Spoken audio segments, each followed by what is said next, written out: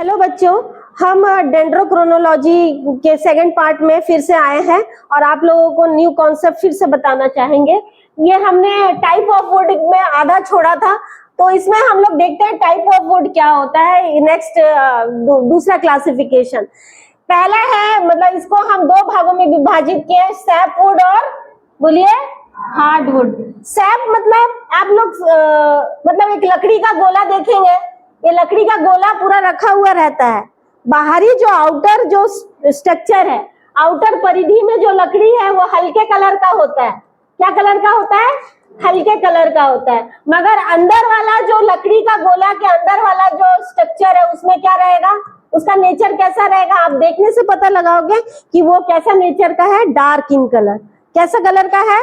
Dark in colour. तो मैंने क्या लिखा, ये लाइट इन कलर लिखा। इसको क्या लिखा? Light in colour. इसको क्या लिखा? Dark in colour. अब बाहरी परिधि में ये अरेंज है, तो इसको यहाँ पर कैसे सेल्स प्रेजेंट होते हैं बेटा? Living cell. और अंदर की तरफ कैसे सेल्स प्रेजेंट होते हैं? डेड सेल प्रेजेंट होते हैं। ठीक है, अब देखिए बाहरी रूप से अरेंज है, इसमें कौन सी मात्रा ज्यादा रहती है? ऑर्गेनिक पदार्थ। कौन सी मात्रा ज्यादा रहती है?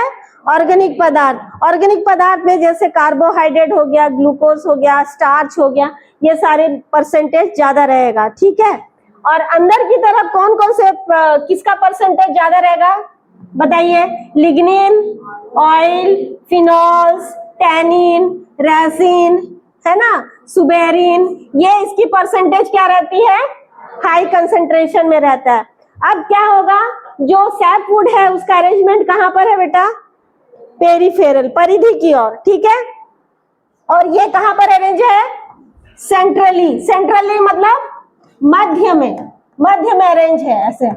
ठीक है, अब क्या होगा, इसमें जो सैप वुड है इसमें क्या होगा, टर्माइट का अटैक इजिली होगा। टर्माइट यानी क्या होता है, क्या बोलते हैं टर्माइट्स को हिंदी में? कैनॉट। यहाँ पर टर्माइट्स का अटैक क्या रहेगा? नहीं होगा। Easily, cannot easily attack by termites. ये ड्यूरेबल होगा, मतलब ये पानी में रख दो, बरसात में रख दो, ये क्या होता है?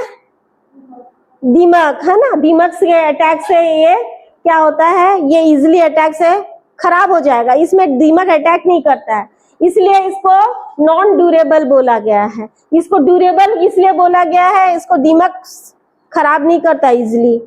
ठीक है, ये लॉन्ग लास्टिंग है, ये लॉन्ग लास्टिंग है। ये आप लोग लकड़ी का गोला देखते हैं ना, पड़ा हुआ है किनारे किनारे, ये लकड़ी को दीमक खा रहा है, चींटी खा रही है ना, ये डिस्ट्रॉय जल्दी हो रहा है। मगर ये वाला डिस्ट्रॉय नहीं होता है, अंदर वाला, क्योंकि इसमें ऑयल है, टैनिन है, रेजिन है। ठीक है, अब आते हैं नेक्स्ट स्लाइड में।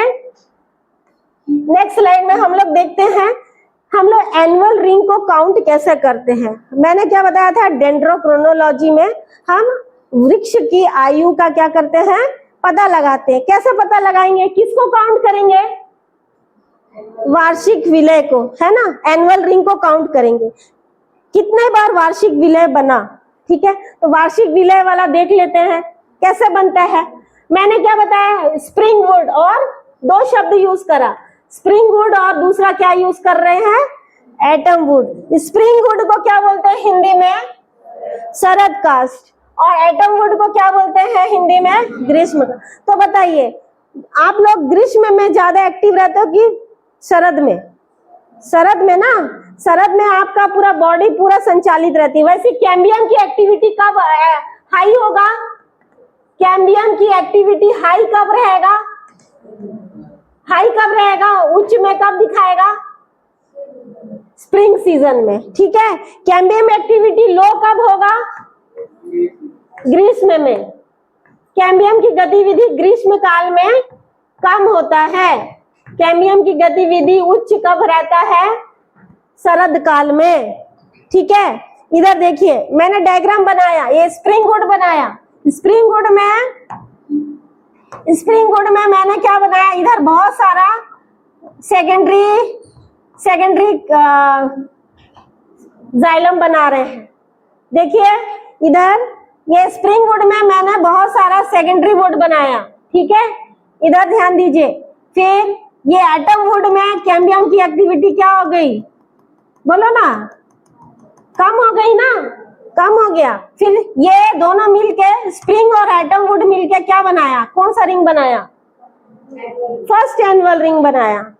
ठीक है, वैसे फिर स्प्रिंग आएगा, शरद काल आएगा, तो यहाँ पर कैम्बियम की एक्टिविटी क्या हो जाएगी, हाई हो जाएगी ना, तो ये अपना कास्ट ज्यादा बनाने लगेगा। फिर एटम आएगा तो अपना कास्ट क्या होगा, कम बनाने लगेगा। ये एटम वुड है, तो दोनों मिलके क्या होगा, ये दोनों मिलके क्या बनाए, सेकंड एनुअल रिंग बनाए। इधर भी तीसरे साल में भी स्प्रिंग आएगा तो ज्यादा कैम्बियम बनाएगा, एटम आएगा तो कम बनाएगा, ये थर्ड एनुअल रिंग। फिर चौथे एनुअल रिंग में यहाँ पर अपना कास्ट की मात्रा ज्यादा बना रहा है और एटम वुड में कम बना रहा है, तो ये चौथा एनुअल रिंग, ये पांचवा एनुअल रिंग। तो ये वृक्ष का आयु क्या होगा, 5 इयर्स। ठीक है, तो हम लोग एनुअल रिंग को क्या करते हैं, डेंड्रो आयु पता लगाने के लिए किसका काउंट करते हैं, एनुअल रिंग का।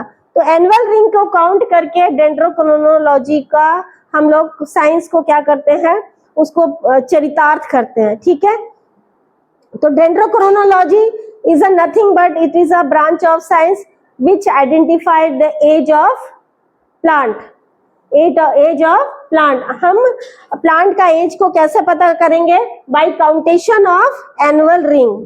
ठीक है, एनुअल रिंग कैसे बनेगा, annual ring formation take place by the combination of spring wood और एटम वुड। स्प्रिंग वुड और एटम वुड को जब कंबाइन करेंगे तो एक एनुअल रिंग का फॉर्मेशन होगा। अब वुड बना, कास्ट बना। वुड कैसा बनता है, कैम्बियम की एक्टिविटी से, है ना। कैम्बियम जब एक्टिविटी करता है तब सेकेंडरी जाइलम बनाएगा, सेकेंडरी फ्लोएम बनाएगा, तब कास्ट बनता है, वुड बनता है। अब वुड का इंपॉर्टेंट क्या है, हम लोग अलग अलग फैक्ट्री में यूज करते हैं वुड का, अलग अलग फैक्ट्री में यूज करते हैं वुड का। क्या क्या इंपॉर्टेंस है, ये क्या होता है, ड्यूरेबल होता है, इसे ड्यूरेबल होता है, इसको फर्नीचर बनाया जाता है, फर्नीचर बनाया जाता है। अलग अलग इंडस्ट्री में यूज होता है, इंडस्ट्रियल यूज में इसका प्रयोग होता है। ठीक है, इसमें पेपर बनाया जाता है, पेपर मेकिंग होता है, पेपर मेकिंग अलग अलग इंडस्ट्री में इसका यूज हो रहा है ना। फर्नीचर बनाते हैं घरों में, और वुड से बहुत सारे टैनिन्स निकलते हैं, टैनिन है, फिनोल्स है ना, रेजिन है।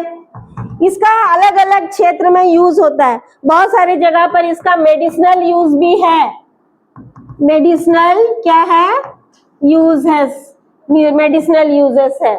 ठीक है, तो वुड का नेचर यदि देखें तो वुड हार्ड है, उसका नेचर कैसा है बेटा, हार्ड है। कैसा है नेचर, ड्यूरेबल है। कुछ वुड क्या होता है, कुछ क्या बोलते हैं आप लोग, खिलौना बनाते हैं। हम लोग जब छोटे छोटे थे ना, अभी तो आप लोग का प्लास्टिक वाला खिलौना खेलते हैं, मगर हम लोग जब छोटे थे ना, लकड़ी का गुड़िया, लकड़ी का घोड़ा, ये सब से खेल हमारे घर में वो सब आता था। आजकल सब प्लास्टिक आ रहा है। तो क्या टॉयस मेकिंग, टॉय इंडस्ट्री में, टॉय मतलब खिलौना, है ना। तो ये सब जगह पे हम लोग इसका यूज करते हैं। बहुत सारे क्या होते हैं, छोटे छोटे जो मूर्तिकार होते हैं ना, उन लोग वुड का यूज करते हैं, है ना। तो ये हम लोग वुड का जो फॉर्मेशन हुआ कैम्बियम की एक्टिविटी से देखा, और डेंड्रोक्रोनोलॉजी क्या होता है उसको हम लोग विस्तार से देखे। आप लोग, मैं ये मतलब ये मेरे लेक्चर से मैं आशा करती हूँ कि आप लोग मेरा लेक्चर को अच्छे से सुने होंगे और आप लोग को कॉन्सेप्ट क्लियर हो गया होगा। धन्यवाद।